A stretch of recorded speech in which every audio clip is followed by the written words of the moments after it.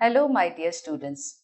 Today, my lecture is on Rammohun Roy, and specifically we will deal with his biography. I am Dr. Nivedita Saha, Associate Professor of the Department of Political Science, University of Colonial. Now, this is the picture of Rammohun Roy. I hope you are all familiar with his picture. You know his name, and he is popularly known as Raja Rammohun Roy. What are the objectives of today's lecture? This lecture would acquaint the learner with the historical conditions in which Raja Rammohun Roy emerged as a force to reckon with, Raja Rammohun Roy's childhood years, what type of education did he receive, why he set up the Brahmo Samaj, and how he was bestowed with the title of Raja. We come to the introduction part. Raja Rammohun Roy was designated as the first liberal of India by Ramchandra Guha. He was described as the Bharat Pathik, pathfinder of India, by Rabindranath Tagore. Swami Vivekananda, who was another maker of modern India, attributed to Rammohun the same quality when he described him as the first man of new, regenerate India. He has left behind a highly contested socio-cultural legacy.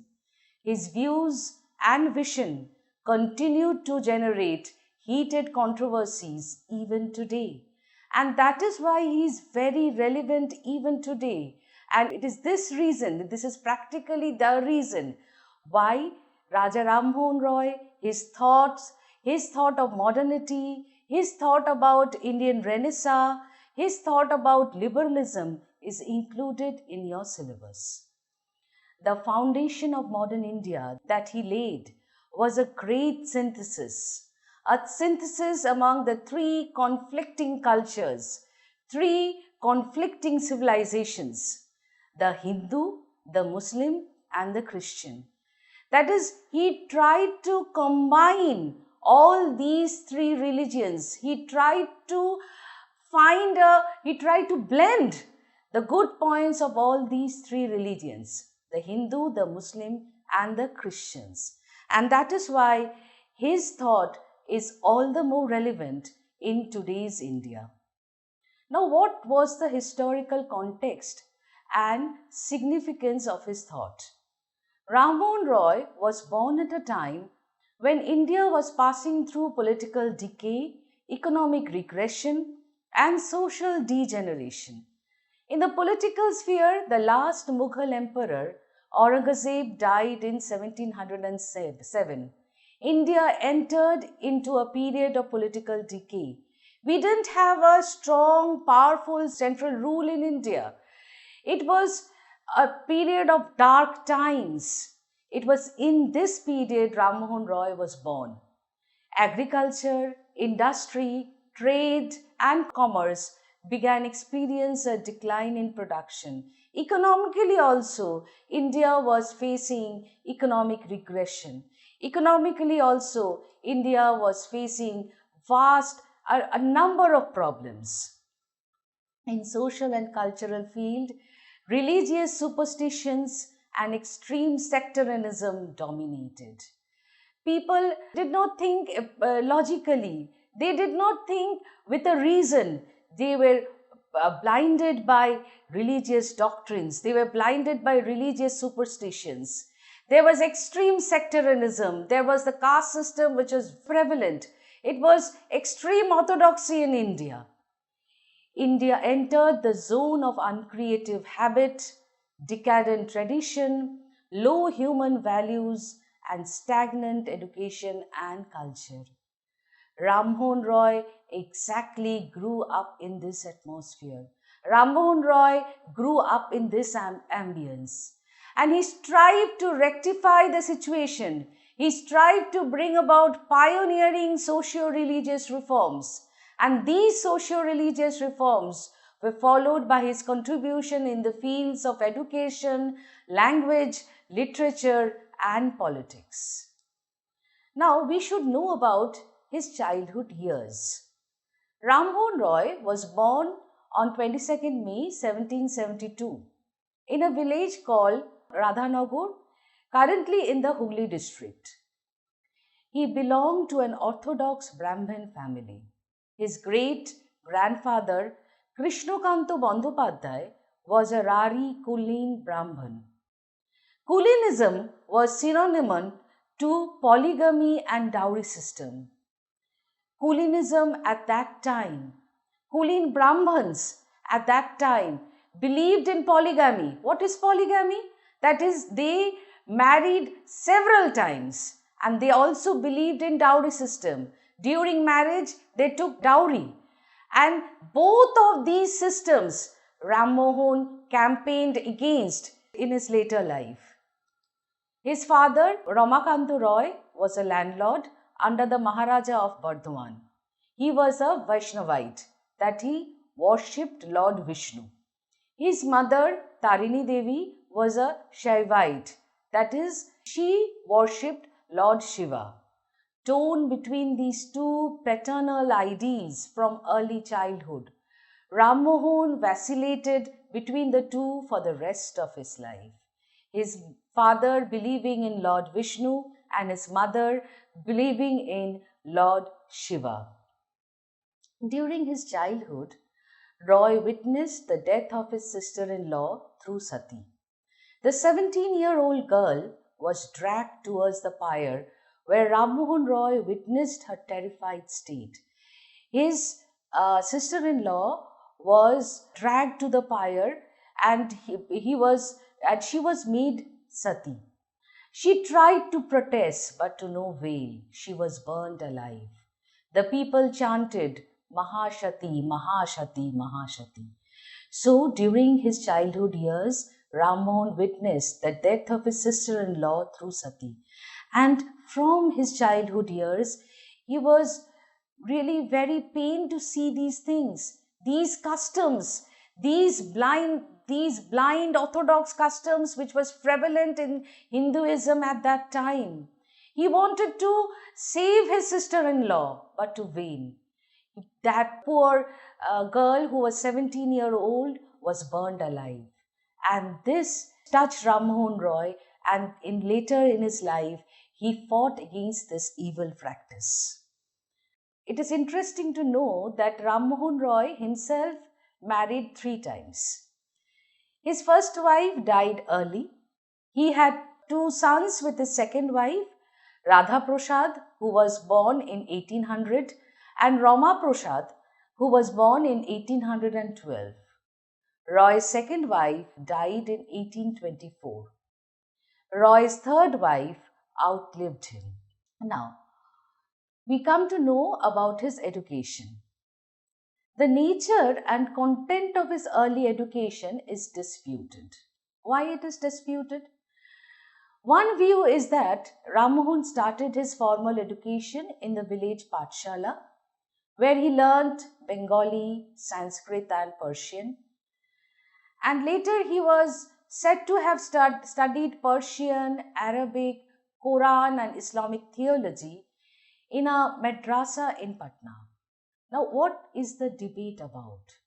The dates and time in both the places are uncertain. When did he start his Pathshala education? When did he go to Patna? These are debated topics.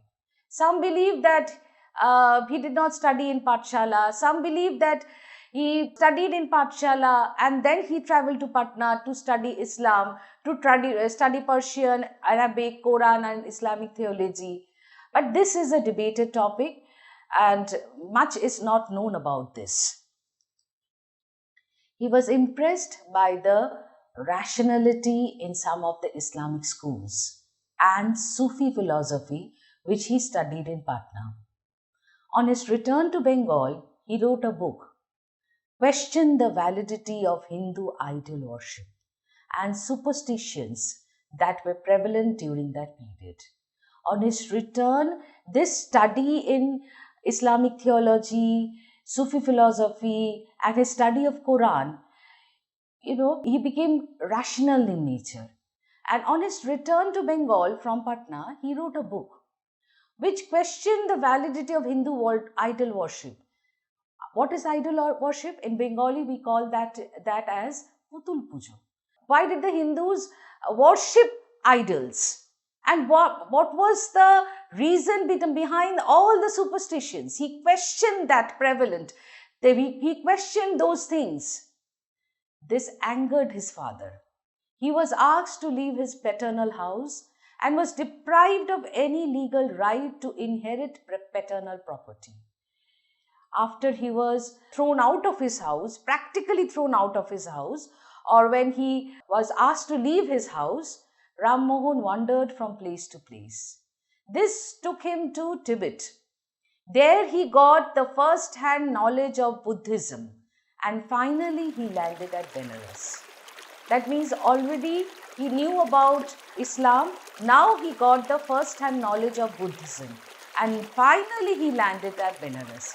What did he do in Benares?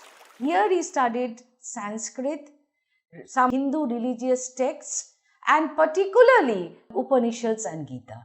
Now he got the first-hand knowledge of Hinduism. He knew about Islam, he came to know about Buddhism, and now he came to know about Hinduism. At the age of 24, he started learning English language, quite late in his life. You'll be surprised to know he almost learned 10 languages. He knew 10 languages. In 1803, after the death of his father, he went to Murshidabad and renewed his Arabic studies. In the same year, he published a monograph, Tufat ul Muaddin, in Persian with an introduction in Arabic. Here he showed the general unity of thought regarding the existence of one supreme being. Now what is that? He came to know about all the religions. That is, he studied Islam. He came to know about Buddhism. He came to know about Hinduism. And later on, he came to know about Christianity too. Now, after knowing about all these 4 religions, and specifically the Islam, the Hinduism and Christianity, and what did he do? He began to believe the unity of thought regarding the existence of one supreme being. That is, he came to believe that there is only one supreme being. There is a formless, genderless, one supreme being, and all the religions believed in that one supreme being. Where is the difference? The difference arose when different people attached different attribute to that supreme being. When different people attach different characteristics to that supreme being, then the difference arises. That should be noted. That you can call him Allah, you can call him God, you can call him Brahma. He is one. He is the same thing. But difference arise when different people attributed different characteristics, different attributes to that supreme being. This unity of religion became the leading feature in the preachings of Ramakrishna Paramahansa, Vivekananda and Rabindranath Tagore.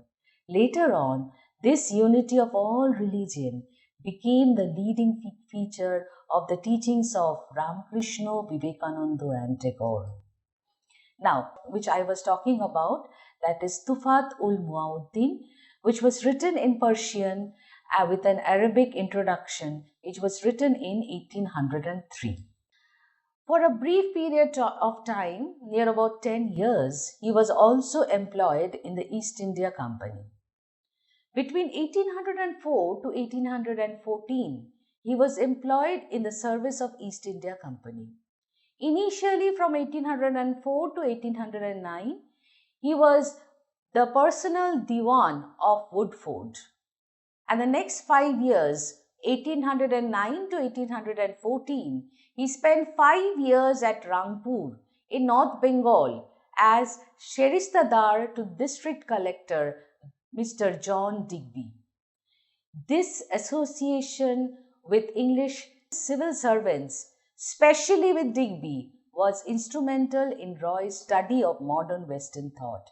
When he associated himself with these English civil servants, he came to know about Western thought. He came to know about modern Western thought. He came to know about European thought. In 1814, he resigned from the company's job, moved to Calcutta to devote his life to religious, social and political reforms. This was the most fruitful and eventful period of his life.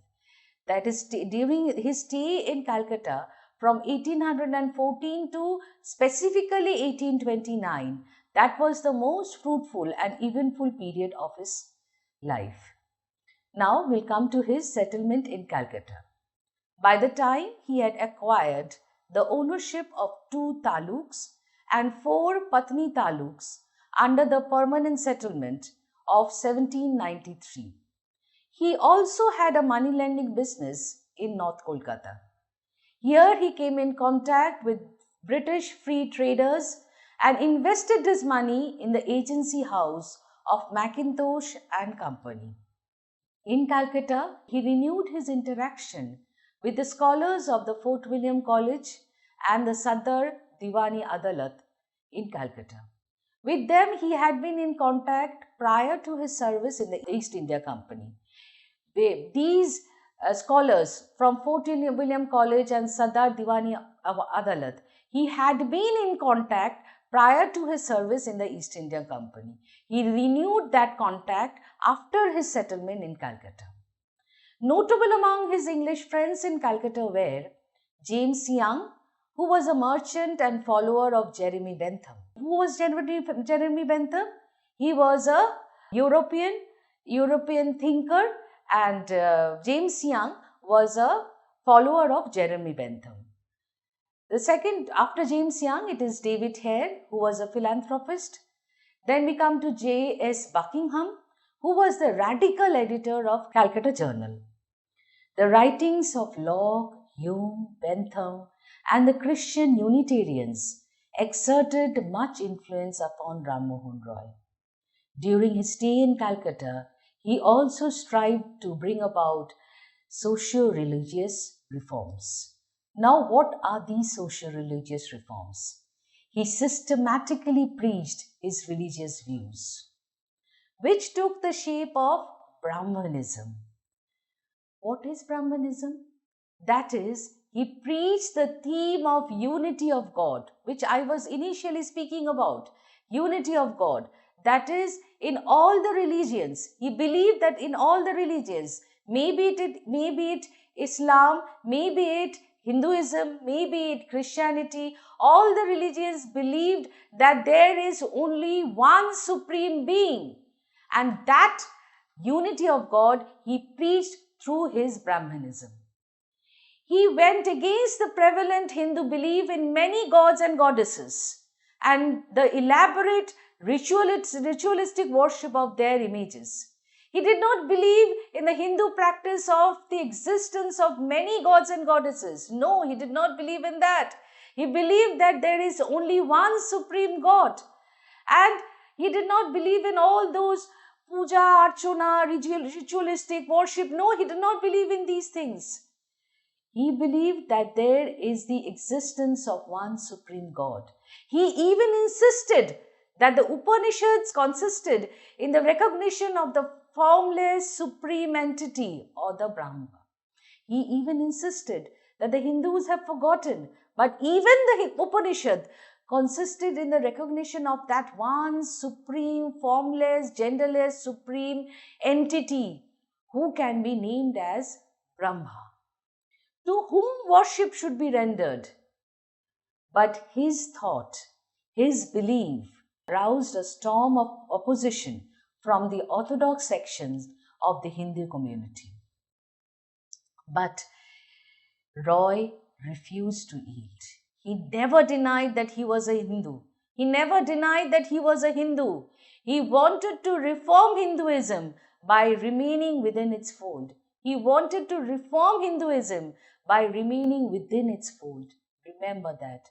Roy never denied that he was a Hindu. He wanted to rectify, he wanted to bring about reforms in Hinduism by remaining within its fold. And therefore, Rammohun established two socio-religious organizations.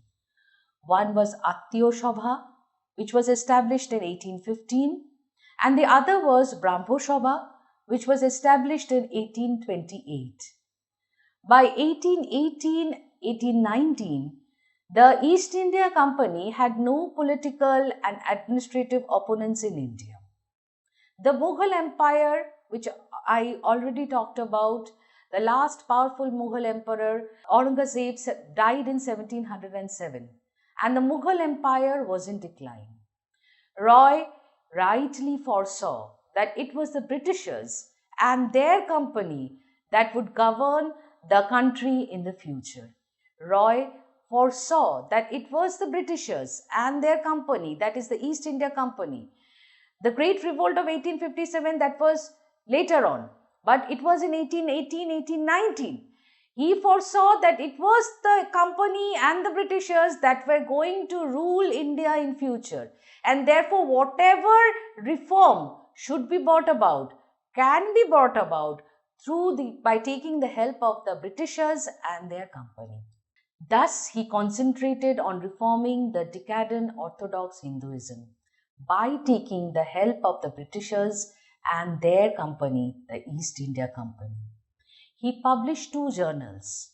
One was Sangbad Kaumudi, which was published in 1821, which was in Bengali, and other was Miratul Akbar, which was published in 1822 in Persian. What were they? What were these two journals? These two journals were like an intellectual vehicle for critically examining the contemporary social, religious, and political problems and suggesting new paths to solving these problems. These journals were critically examined the social problem India was facing, religious problem India was facing, and the political problem India was facing. And he tried to or suggest new paths of solving these problems through Sangbad Kaumudi and Miratul Akbar. Now, these are the pictures of Sangbad Kaumudi, which was published in Bengali, and this is the picture of Miratul Akbar, which was published in Persian. Now we come to his travel to England.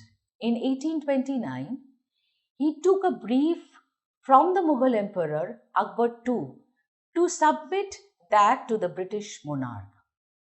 He took a petition from the Mughal Emperor Akbar II to submit this petition to the British monarch at that time.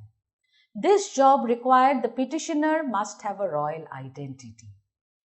So the Mughal Emperor Akbar II formally bestowed the title of Raja on Raja Rammohun Roy, and from then on we come to know about him, or we call him Raja Rammohun Roy. This title was bestowed upon him by Akbar II in 1829 when he went to England to submit a petition from the Mughal Emperor to the British monarch. And then he was bestowed with the title Raja because that required the petitioner. Who is the petitioner? Petitioner was Raja Rammohun Roy. The petitioner should have a royal identity. Before that, Rammohun Roy did not have a royal identity. To bestow that royal identity upon him, Akbar II bestowed the title Raja on him. And therefore, from then on, we call him Raja Rammohun Roy. He sailed to England for another reason too. What was that another reason? In 1829, William Bentinck, who was at that time the British Governor General of India, banned sati. Now, the Orthodox Brahmins were carrying on a powerful propaganda against this banning of sati. Now, what was the reason behind his sail to England? Why did he go to England? What was the reason behind it?